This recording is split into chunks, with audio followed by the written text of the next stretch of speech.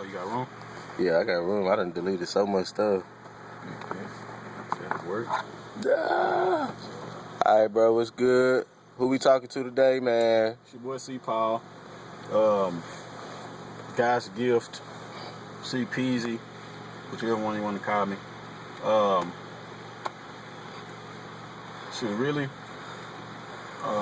hailing from D-Town, Dallas, Texas. Already?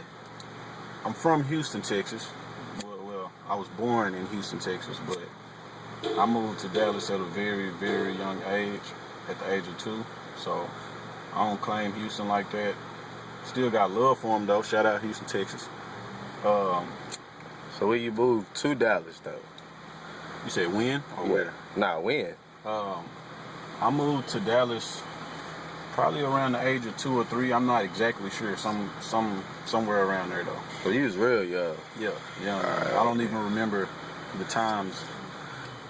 In fact, I don't remember anything of when I actually moved here. So that's how I know it had to be like when I was young. Yeah. And then I guess, shoot, where did you stay in Dallas? When we first moved here, we moved to Irvin with my aunt. We stayed with her for about a year, and then we moved to Oak Cliff, the Redbird area. Shout out Oak Cliff. Hey. So where did you I guess really just start noticing that I guess music was like a real infatuation, I guess, so to speak? I started getting, first I started off in African drum and dance. For any of y'all that don't know, my real name is Chioka. It means gift from God. It's African. My mom was very much into the African culture, so at a young age she kind of put me into African drumming. I was pretty cold on it. I would like to say so myself. I was pretty good at it, Really? After that, I kind of fell back from music a little bit, and I was focusing more on track. But around 9th, 10th grade, when I started kind of really getting back into music. So you play sports, so you say you was in the track, so that was my baby. Track was my love, real talk. So that was like one of your favorite sports, or your favorite sport? Yeah. All right. What about it? Was there any other sports, or track was just like the main one? I played football, but it wasn't. I really played football more to stay in shape for the track season. Cool. That is. So you say, what I'm saying, around 9th grade, you kind of came back to music. Yeah, 9th, 10th grade, I say somewhere in between there. I wouldn't say completely 9th grade. I was still kind of into track, but So was it like a trans? I guess, was there any influences that made that transition, or it was kind of like you missed it? So it was like two of my boys, G Dot, shout out G Dot, and PC Willie P, shout out PC. We all started a group. We all play football together, but we started the group PCG, and from there we just kind of dove into it. PC, he made beats. Cole, 9th grade. I'm telling you, Cole. And eventually I kind of got into the beat making because my mindset was why in any way should we go and spend money with somebody else to make beats for us when we can just do that ourselves? Yeah. And over time got better with it. Of course, I wasn't really just all that good with it at first, but... Were there any producers back then that influenced you, or that kind of pushed you in the way of, I guess, your sound, I guess, I would say at that time I was young, so I was kind of into the crunk music from the parties and stuff like that. So Lil Jon, I could say, played a factor early on. I can't say that he plays much of a factor now. I'm not taking any credit from him because he's a beast at what he does. It's just not the type of music that I do. Right on. Timbaland, a lot of influence.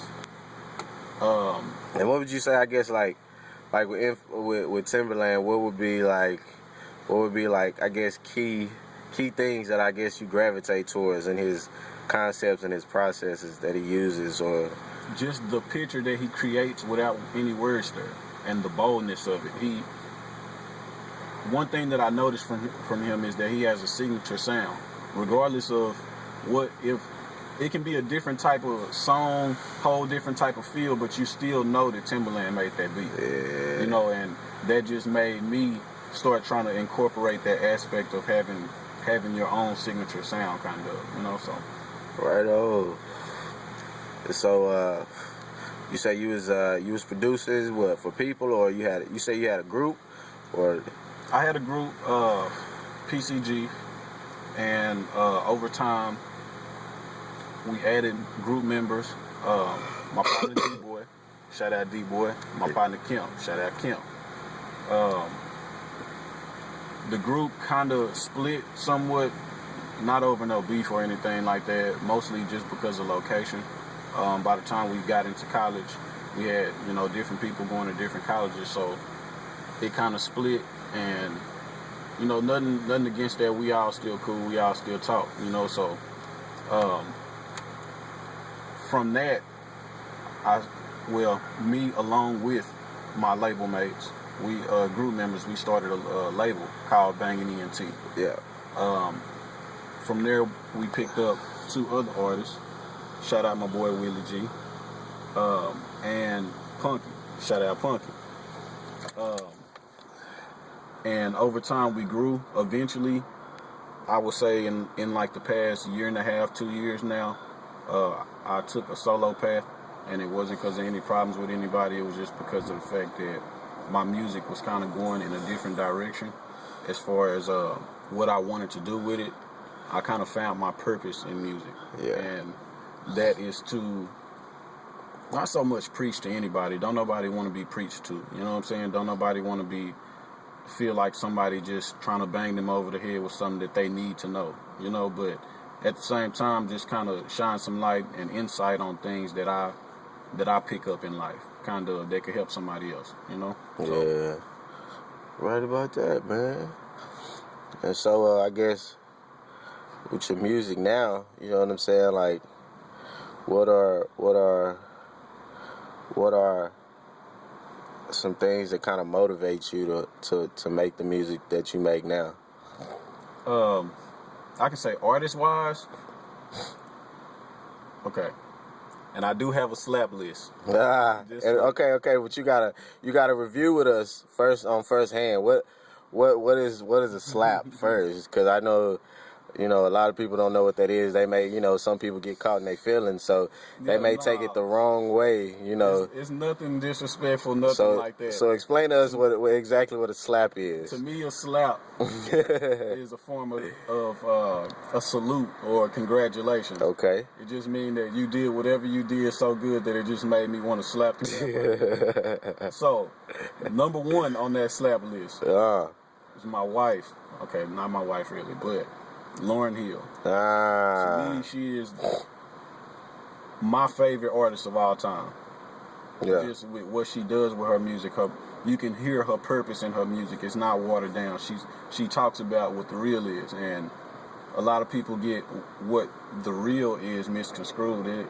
It's not so much of what you do in everyday life, but what you could be doing in everyday life, and your insight on how you view everyday life. Yeah. And what do you think about, I guess, people like, I mean, you hear a lot of times people say, man, I keep it real. And then there's like, okay, there is some type of reality. Like, what do you think between? The question is, are you basing being real off of reality? You know, are you... And basically, is your reality something that is made up? Because how can you say that you're real if your reality is based on something that really has no substance, no point to it? You know? Yeah. So it just really depends on what your definition of real is. Yeah. So. Right on. But back to the slab list. Back to the slab list. Next on the slab list is Jay-Z. Jay-Z, I'm sorry, but you will be slapped. Yeah, you're a weenie, bro. You will be shot. I'm sorry.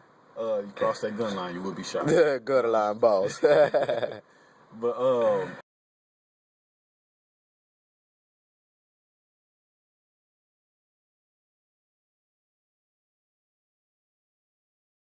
it for 20 years now. You know, 20 plus, I think. Every album, you know, sailed through the roof. So I must give him that. What draws you to Jay? Like, Jay, I guess his music wise. I mean, I know you said he was consistent. It's his wittiness and his ability to deploy his personality onto a track, and to make it solid, to make you really feel like you're in the room with him as he's talking to you.